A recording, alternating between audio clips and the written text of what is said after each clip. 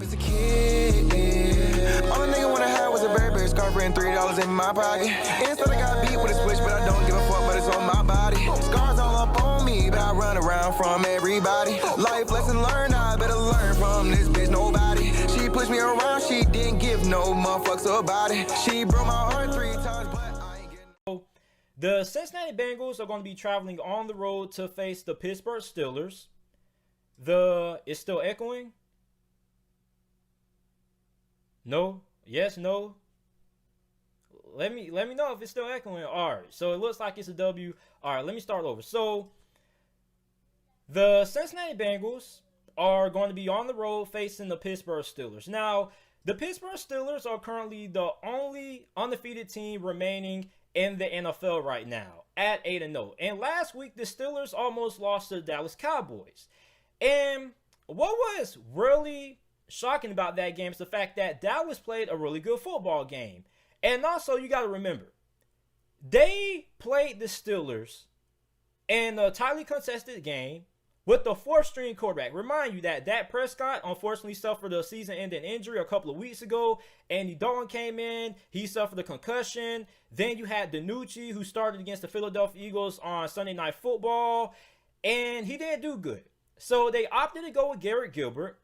And a lot of you guys probably don't even know who Garrett Gilbert is or was before he started for the Dallas Cowboys. Garrett Gilbert, I remember him from his time with the now extinct Alliance of American Football League, a.k.a. the AAF, playing for the Orlando Apollos under head coach Steve Spurrier, and he was the MVP of that league. So he gets his first career start for the Dallas Cowboys against the best defense in the NFL, a defense that blitzes more than any other team in the NFL, aka Blitzburg, and he played really well. But what killed the Dallas Cowboys in that game was the fact that when Garrett Gilbert in a full quarter had to make the big throws to win the game for Dallas, he wasn't able to do so. And Pittsburgh's defense stepped up in a major way.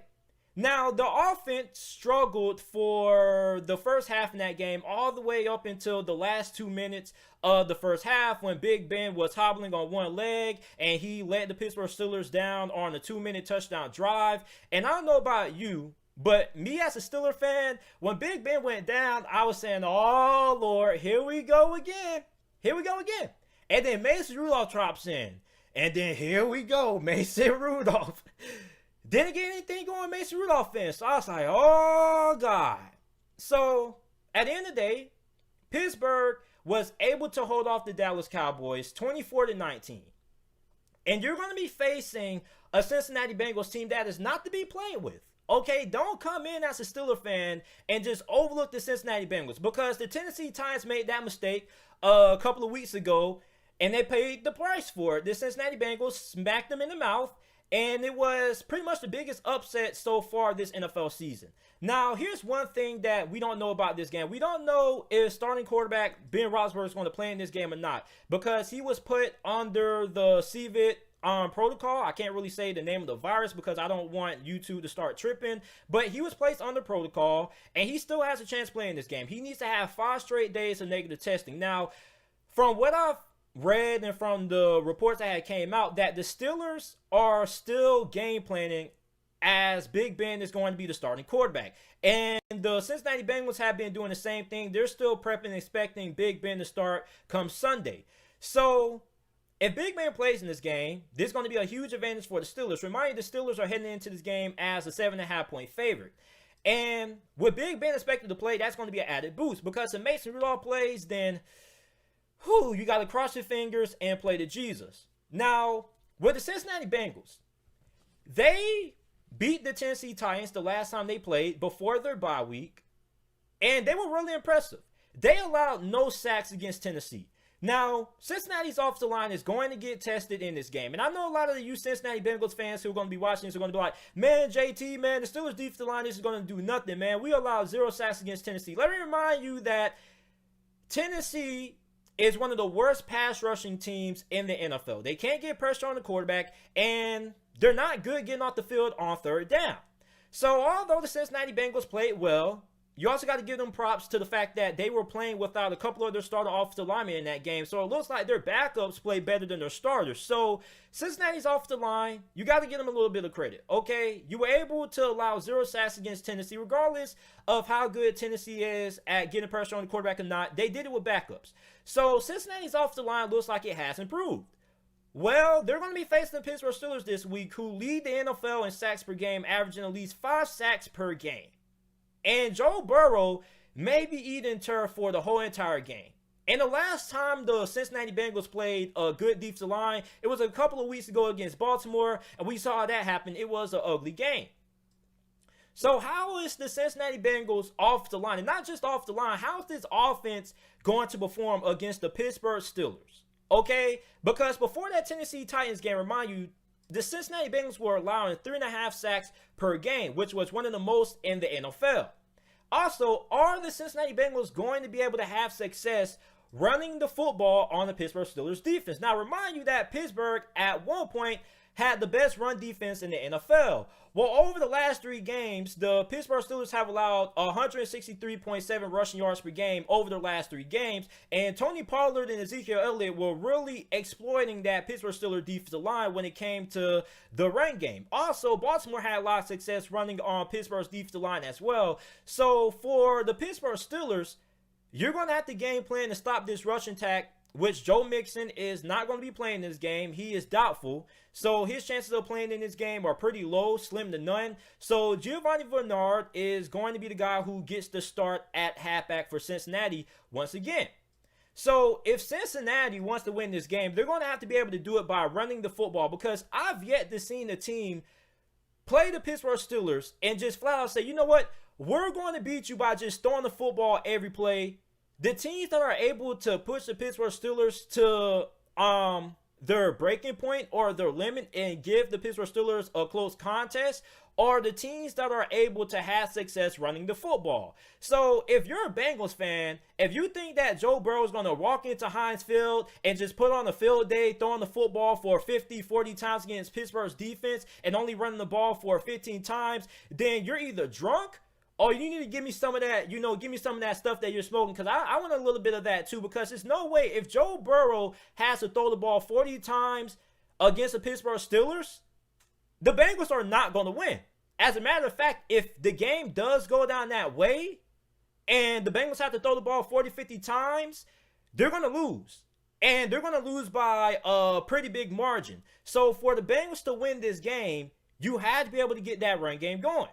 Okay? And not only does the run game, keep the Steelers defense balanced, because remind you, this is a team that likes to get pressure on the quarterback. They like to rush the passer. So if you're balanced, this defense just can't drop back, pin their ears back and just rush the quarterback all game. They're going to have to also game plan and, think about the run game as well. So if you're balanced, you have a good chance of beating the Steelers. Now, the next question for me is going to be, how efficient is the Steelers offense going to be? Now, if you guys watched my video, when I uploaded the video a couple of days ago, I did, who is the best team in the AFC? The Kansas City Chiefs or the Pittsburgh Steelers? I said the Chiefs were a better team than the Pittsburgh Steelers, even though the Steelers have a better record. I said the Chiefs were better because they're more efficient on offense. You see, when you watch the Chiefs play, you don't really see the Chiefs go a complete first half or a complete second half, where they struggle on offense.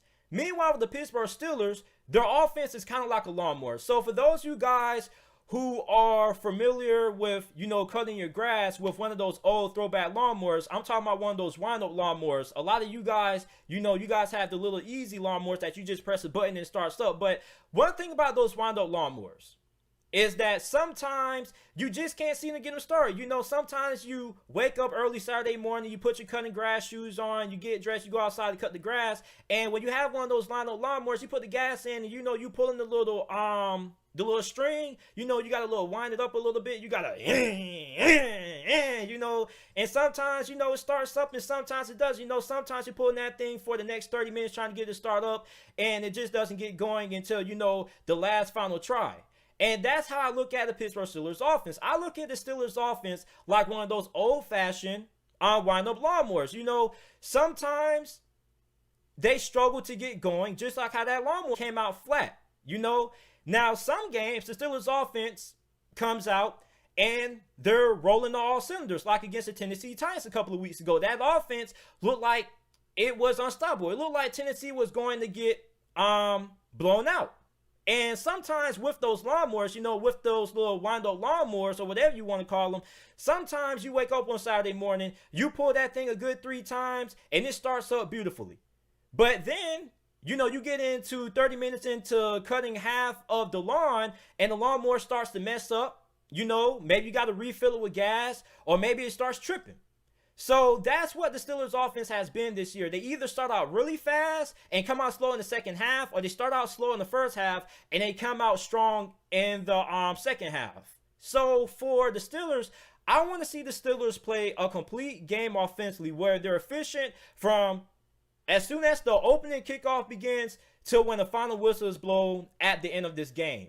And for the Bengals, they have to limit the big plays after the catch. One thing that has been the trademark of the Pittsburgh Steelers offense, especially on third down, is the fact that the Steelers don't try to throw the ball deep every single play. And a lot of people keep questioning Big Ben's arm strength. Like, I don't understand why. Like, Big Ben has shown plenty of occasions this year that he has more than enough arm to still get the job done. Have you not seen all of the highlight reel 80-yard touchdowns that Chase Claypool has caught? So for Cincinnati, you need to make sure that you're able to wrap up, okay? Because once these wide receivers get the ball in their hands, they're a threat to take it to the house every single time, especially on third downs. Like, the Steelers are one of the few teams that on third down, they don't try to throw the ball at the marker or past the third down marker. They're comfortable throwing the football to the wide receivers and allowing their wide receivers to pick up the third down with the ball in their hands. So if you're Cincinnati, you need to make sure that you're able to wrap up and keep these wide receivers from having big plays after they get the ball in their hands. So the team that I am taking to win this game, without a doubt, I'm going to take the Pittsburgh Steelers to get the victory, okay? Oops, messed up a little bit there, but I'm taking the Steelers to get the victory there. I think the Steelers are going to win this game. I think the Steelers win 28-20. And the reason why I think the Steelers are going to win this game is simply for the fact that with Big Ben expected to play, I think that the Cincinnati Bengals defense has struggled all year. Their linebackers haven't been great, and their secondary has been pretty shaky at best. Their best defensive back has been Jesse Bates, who really concerns me because Jesse Bates is an emerging star. He's on his way to becoming one of the best safeties in the NFL. But for the Cincinnati Bengals, other than Jesse Bates, they don't really have anybody that scares me. So I think the Steelers win 28-20. I think this game is going to be close because the Steelers have only had one game this year that they just came in and dominated and blasted their opponent, which was against the Cleveland Browns. But other than that, pretty much every single game that Pittsburgh has played has been pretty close. And just because the Steelers play close games doesn't mean they're a bad team. That's just, their trademark. They like to play close games, okay? People think that you have to blow everybody out to be a good team. That's not the case, okay? In the NFL, the average margin of victory is like 6 to 5 points. Okay, this isn't college football where the more talented team is going to win by 2 touchdowns 80% of the time. Like in the NFL, most games are decided by 6 points or less. So I think this game is going to be fairly close. I think Cincinnati will be able to pick up some points on the Steelers defense. But overall, I think the Steelers end up getting the victory in this game.